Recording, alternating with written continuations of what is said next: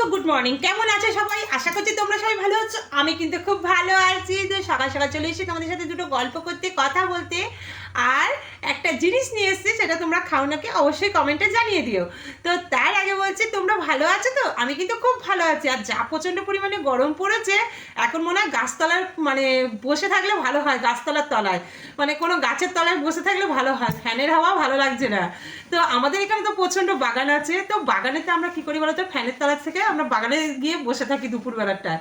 তো চলো, আর বেশি কথা বলছি না, আজকে একটা দারুণ জিনিস রান্না করেছি, সেটা তোমরা খাও নাকি একটু কমেন্টে জানিয়ে দিও। তো চলো বন্ধুরা, তোমাদেরকে দেখাচ্ছি, দাঁড়াও।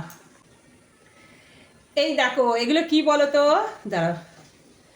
এগুলো হচ্ছে মুরগির পা রান্না করেছি, তোমরা দেখতে পাচ্ছ, বুঝতে পারছো? এখন কিন্তু হাতে নিচ্ছি না। এই দেখো, মুরগির পা রান্না করেছি, দেখতে পেয়েছো?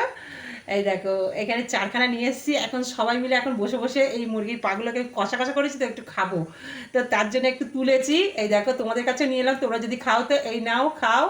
তো আজকে মুরগির পা করেছি রান্না, আর তার সাথে কি করেছি বলো তো, মুরগির মাংসও করেছি। কেন, যারা খায় না তারা, মানে যারা পা খায় না তাদের জন্য মুরগির মাংস। তো আজকে পাটা করেছি, মানে আমি কোনোদিনও করিনি, এই ফার্স্ট করছি। কেমন খেতে, মানে সবাইকে দেখছি খায়, তো সেটা আজকে ট্রাই করব কেমন খেতে। অবশ্যই হয়তো ভালো লাগবে, কেন কষা কষা করেছি তো। তো চলো বন্ধুরা, আর বেশি কথা বলছি না, টাটা, বাই বাই। তোমরা খাও নাকি একটু কমেন্টে জানিয়ে দিও। Bye bye bye.